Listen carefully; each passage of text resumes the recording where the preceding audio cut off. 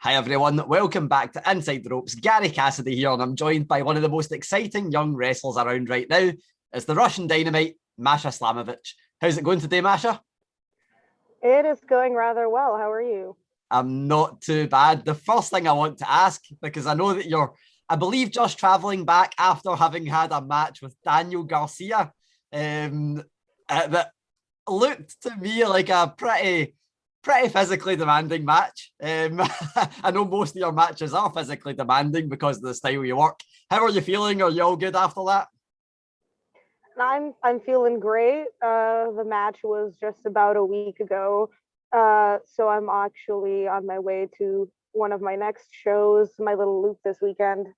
But it was a very intense match with Daniel Garcia, and I was very happy that we got to make history, being the first intergender Yeah. pure rules match, and that's something that's gonna stick with me for a while. So I'm very happy with the work we put out.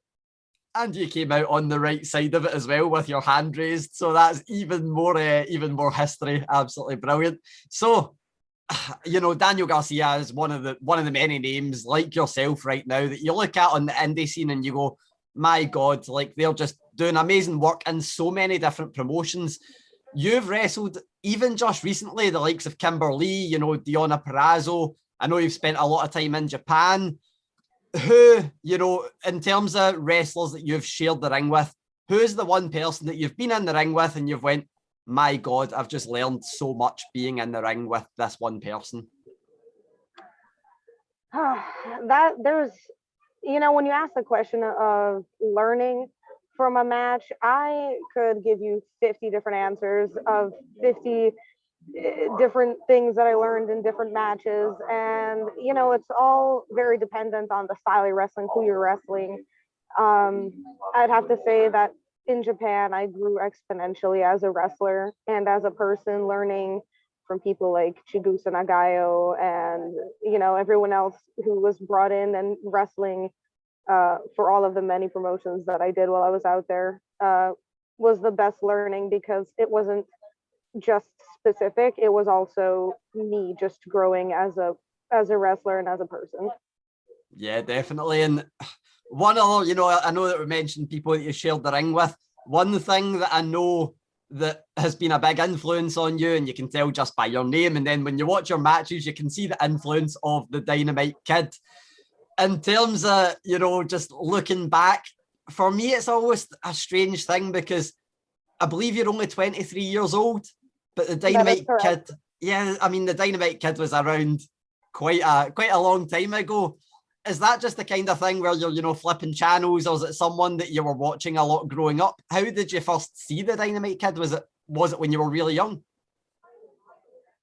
Well, first off, I'd like to say I've been getting several comments lately about people watching my work and them relating it to Dynamite Kid, which in itself is a great compliment and one of the best things I can hear.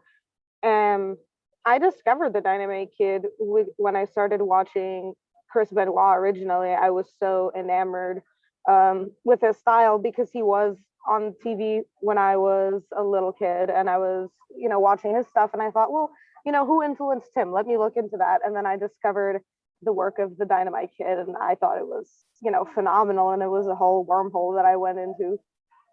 Yeah, that's one of the things because it's always strange. I think Russia, obviously, much like Scotland, many years ago, there wasn't really much representation of that country on television.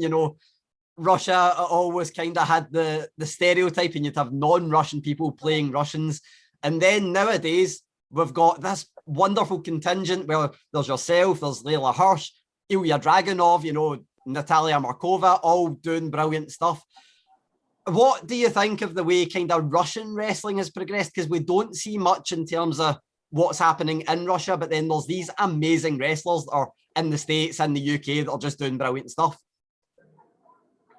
I think it's absolutely amazing to see all these Russian wrestlers, representing our nation and doing so quite well. Like you said, Layla Hirsch, she's currently on AEW, and she's, putting out great products. I've wrestled her just recently a few months ago, and that was a really awesome match. So it makes me really happy to see, like you said, there was absolutely zero representation for people like myself growing up, and that's just drastically changed. I think it's like the kind of thing where any country that's not America suffers from this. And, being Scottish, I've seen it a load, where one of the things that you always see on television, or at least growing up, any representation was always a stereotype. And it feels like we don't really see that now, particularly with Russia. You don't really see stereotypes.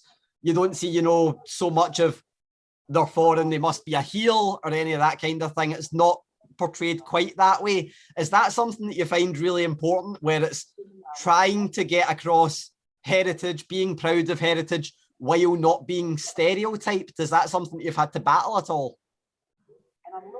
I do think that sometimes that is an issue, especially like you said, being Russian, and then everyone immediately just going towards the you're a communist, you like vodka, but I think that it just depends for the wrestler or the person specifically, if they do want to make their character very heavily, like nationally proud or whatever, however you want to put that. But then also there's people like myself who, when I first started, being Russian was kind of a crutch because I didn't really know who I was. But now I am me. I'm still Russian, but it's not my entire character. There's a whole person here who just happens to be Russian. It is not the main focus of the story anymore. Yeah, definitely. And that one thing that I seen that you put out, which I absolutely loved, is a little vignette, and it kind of gets everything across in a really subtle way. It seems like Fallout inspired almost, and it's got all black and white, the countdown, and then it's just your hard hitting style. I want to ask, how much of that, creatively was you? How much, is it something where you're like, well, I just do the wrestling, then find the best person to edit the video? Or was it your ideas? How much of that was you? So I had a hand in picking, like, because originally there was going to be music, but then obviously we put the JFK thing into it. So originally I was in charge of picking music and like sending the match clips that you saw in the video in. But the video was actually done by one of my sponsors. Their name is Gorilla Press. You can find them on Twitter, Instagram at press_YT. They're the ones who made the awesome video because, while we were brainstorming all these ideas, just one day they're like, JFK. They just messaged me JFK. And then I was like, all right, do whatever you want. And they sent me the final product and I lost my mind. It was super amazing. The one input that I did have was that I still think is really cool is at the end when it flashes and it's just like my face until the light goes out. I was pretty adamant about that being in there. And I think that works out well. It's so good. I absolutely love it. I'm just like watching it going, the production level of this is insane. It's just absolutely incredible production level. That's what I'm saying. It was really unreal, the level to which that video was made, and I still really love it. Yeah, definitely. Now, I know that you work a lot of different promotions. We mentioned Layla Hirsch being in AEW. Your name obviously lends itself to, you mentioned the Russian Dynamite. It's like, well, a lot of wrestlers that are on AEW would be quite nice to see in action against the Russian Dynamite. Is that an aspiration of yours, going to AEW Dark or whatever, having that opportunity? Or is it something where you're right now just like, I want to work everywhere? I mean, it's a little bit of both. I, throughout my career, have mainly made a name for myself up until this year, working outside of the United States. So I am thoroughly looking forward to going to places like Australia, Mexico, England, perhaps Scotland, all these places that I've got my eyes set on.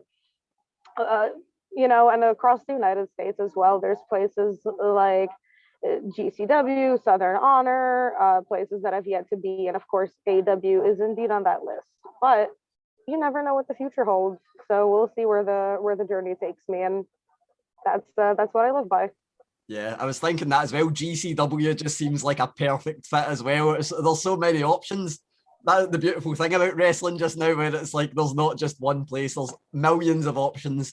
So one thing that I recently watched, and it was actually like from that I watched a lot more of your matches, was you done a little interview with Xenia. And it was all about, gatekeeping and kind of like gender essentially. How important for you is, intergender wrestling? Because we mentioned the history making match that you had at the weekend there. And how important is that for you to be like, we can just go out there and essentially gender doesn't matter. We can just go out and put on a classic match no matter who's involved. That has been my belief in regards to pro wrestling since day one. I never personally saw anybody as a gender in the ring. I was never treated at my places of training. For example, Johnny Rod's, my gender was never even considered during training. So to me, none of that means anything. Everybody is a pro wrestler when they get in the ring, plain and simple. Yeah, exactly. I absolutely love that chat. It's one of those ones where I was just sitting watching going, this is brilliant. I need to ask nothing about that because nothing that I could ask would live up to that conversation. A couple of final questions. You're someone that has, wrestled a lot of places and you kind of, you make anywhere you go your home. WWE, a lot of wrestlers have been released from WWE and they'll be out in the, the different kind of companies wherever they land. When those releases happen, what's the feeling for you? Do you look at that and go, yes, there's so many new talents that I get to wrestle and this is great? Or is it the other thing where you go, oh no, there's much more competition and there's obviously so many limited spaces and now I need to compete with all these people? What's the thought for you when people get released and they're going back to whatever indie promotions or whatever they're about? I don't really see it as either one of those. I don't know, it's typical to say or whatever, but I try to keep myself focused on my own business, focused on progressing myself and my wrestling and, taking more bookings. I don't feel the need to look at somebody and say I need to compete with them. The only person I need to compete with is myself to, be harder on myself, be more disciplined. People are going to get booked regardless of me being concerned about it or not. So I better make sure that I put the work in to be the person booked. Absolutely, I love that. And the one thing that, we mentioned that you're still very young, obviously, very experienced because you've wrestled for a long time, but you're still very young. Looking ahead ever so slightly, what is the one thing that, you 5 years from now would want to be telling yourself now? What's the one bit of advice that you think, man, I should be taking that on board and this is what I need to do? Focus harder, recover better from all of your training, focus on recovery, and just make smart decisions. Have your head focused on your goals, pick a goal, fight for that goal. And I never want to look back and say, oh, you should have done that. I want to make sure that I am doing these things, doing everything in my power to progress.